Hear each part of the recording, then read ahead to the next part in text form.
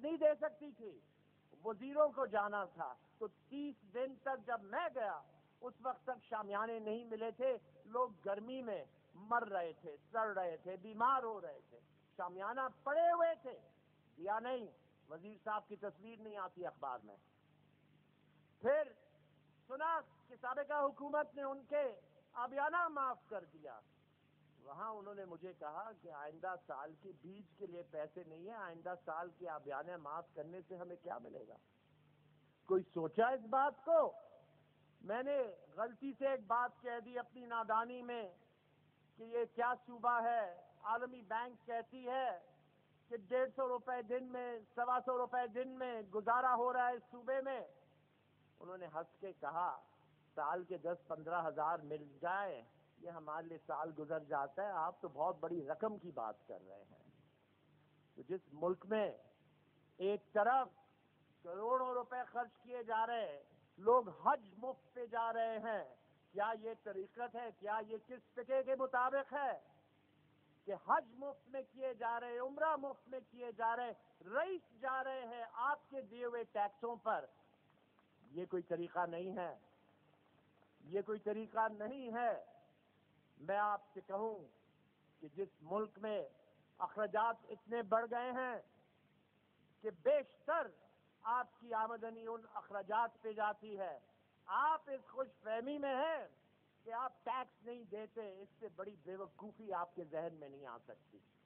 اس لیے کہ 60% معاف کیجیے، 60% ٹیکس پاکستان میں آج تک غریب دے رہا ہے، 40% رئیس دے رہے ہیں، کیونکہ 60% ٹیکس آپ سے اس طریقے سے لیا جا رہا ہے، جو چیز آپ خریدنے جاتے ہیں اس پہ ٹیکس لگا ہوا ہے، آپ کو معلوم ہو یا نہ ہو۔ تو جو 60% ٹیکس دے رہے ہیں ان کو نہ خوراک ملتا ہے، آٹا مہنگا ہو گیا، چینی مہنگی ہو گئی، ہر ایک چیز مہنگی ہو رہی ہے۔ لیکن حیرت کی یہ بات ہے کہ اس مہنگائی میں وہی لوگ جو ٹیکس دیتے ہیں ان کو کچھ نہیں ملتا، اکثریت۔ تو یہ کس انسانیت کی بات کر رہے ہیں؟ یہ کس ہاری کی بات کر رہے ہیں؟ یہ ہاریوں کو کون بچائے گا؟ ملاحوں کو کس نے بچایا جب ان کو نہیں بچایا؟ حال ہی میں انہوں نے مجھے پورے سندھ میں اپنا سرپرست اعلیٰ بنایا، منتخب کیا ہے، لیکن میرے لیے تو یہ ہنر ہے، میرے لیے ایک اعزاز ہے کہ ان غریبوں کا ساتھ دینا، ان کی بات کرنا۔ لیکن آپ یہ بتائیے کہ کیسا ملک ہے؟ ان کے لیے کیا سوچا؟ بڑے سے بڑے بند بنا دیے، تو ان بڑے بند بنانوں کے بعد ان کی طور زندگی، ان کی طریقے زندگی، ان کی آمدنی سب ختم کی۔ کس نے سوچا نہیں کہ یہ کہاں سے کھائیں گے؟ ان کا نہیں سوچا تو جب پانی ختم ہوگا کاشت کا، آپ کا کون سوچے گا؟ سندھ کی کس تہذیب کی ہم بات کرتے ہیں؟ کوئی پنجاب سے آ کے آپ کے مالیاتی بجٹ سندھ اسمبلی کا بیچ کے نہیں آیا اسلام آباد کے ہاتھ، ہمارے خود کے سندھیوں نے کیا۔ کس نے آپ کے زمینیں آج بھی بٹ رہے ہیں؟ نیشنل ہائی وے کی بات میمن صاحب نے کی ہے، 28 ایکڑ زمین تو مفت میں دیا گیا تھا حال ہی میں، آپ کو نہیں دیا گیا۔ دینے والا کون تھا؟ سندھی تھا، کوئی باہر کا نہیں تھا۔ کون سی بات ہم کریں؟ کس قومیت کی بات کریں؟ کس قوم پرست کی بات کریں؟ دینے والا تو ہر وقت ہم میں ہی سے تھا۔ ہم پہچاننے سے کیوں انکار کرتے ہیں ان باتوں سے؟ ہم اپنے آپ کو صاف ستھرا کیوں دکھانا چاہتے ہیں؟ کہ ہم نہیں کرتے، ہم ہی نے کیا ہے۔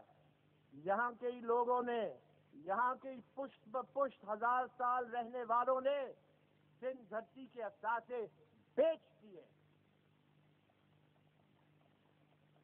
کوئی باہر سے آ کے نہیں بیچتا آپ کی چیزیں، کوئی قلعہ باہر سے نہیں ٹوٹتا ہے، اندر سے ہو چند گیا تھا تو سندھ گرا تھا، اندر سے۔ آج بھی اندر سے ہمارے لوگ جاتے ہیں۔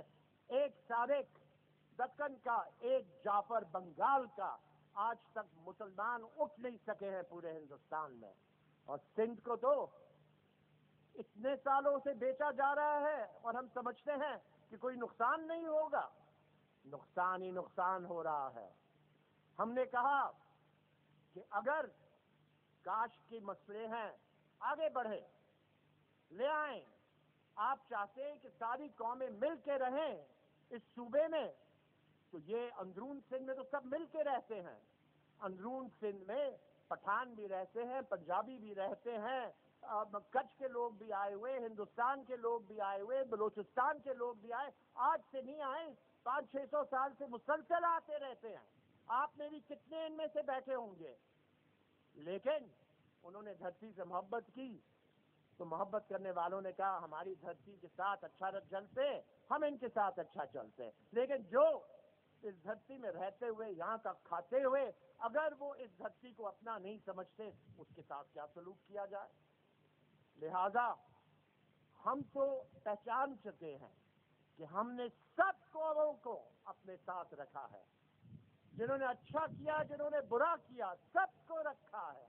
جب ہم کہتے ہیں کہ وہ جو کراچی میں الگ ٹیکہ لینا چاہتے ہیں جو اکثریت میں نہیں ہے، ہم نے کراچی میں اس سے 10 گنا بڑا جلسہ کر کے کہا کہ یہ دیکھ لو اکثریت 60%، 70% یہ ہے، 30-40% کے نمائندگی پہ دھاندلی سے جو کہتے ہیں کہ ہم ہیں، ہم ان کو انکار کرتے ہیں، ان کا نہیں ہے شہر، سندھ کا شہر ہے کراچی، اور کس کا نہیں ہے؟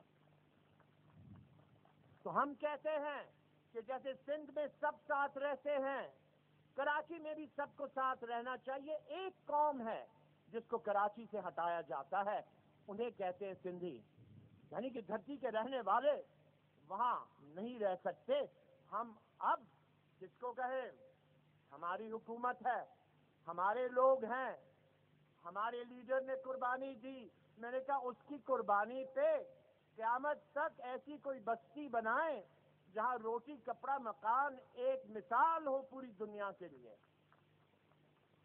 ہم نے کہا کہ بے نظیر بستی کے نام سے 50-60 لاکھ سندھیوں کو دیہی علاقوں سے غریبوں کو لا کے کراچی کے ارد گرد آپ ان کو تعین کریں، آپ دیکھیں کہ ہم آہنگی کیسے ہوتی ہے کراچی میں، پھر کراچی اپنے آپ کو سندھ سے مختلف نہیں سمجھے گا۔ بٹوارہ سیٹوں کا، وزارتوں کا، اس سے آپ کیا سمجھتے ہیں کہ اس سے فیصلے ہوں گے؟ کبھی نہیں ہوں گے۔ فیصلہ اس وقت ہوگا کہ جب ہم بھی 60 لاکھ 50 لاکھ ہوں گے کراچی میں، پھر ہم دیکھتے کون کہتا ہے کہ کراچی ہمارا نہیں ہے۔